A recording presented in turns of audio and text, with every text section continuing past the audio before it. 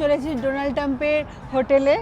এটা হচ্ছে ডোনাল্ড ট্রাম্পের হোটেল, আর হচ্ছে এখানে হচ্ছে 26 তলা বিল্ডিং, মানে বুর্জ খলিফার মতনই সেম বিল্ডিং, অনেকটা বড়।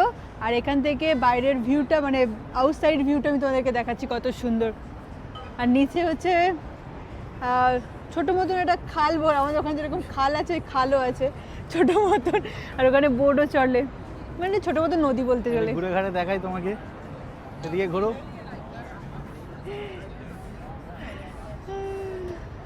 খুব মজা লাগছে। আমরা এখন এসেছি, আমরা এখানে এখন বাজে হচ্ছে 7টা বাজে, আমরা এখন এসেছি, হয়তো বাড়ি যেতে 8টা 9টা বেজে যেতে পারে।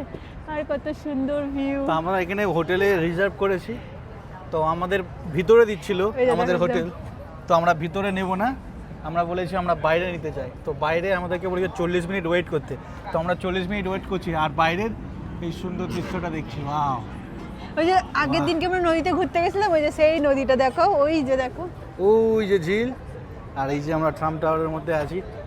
আমার ফোনটা ওইদিকে করতে ভয় লাগছে। কি সুন্দর।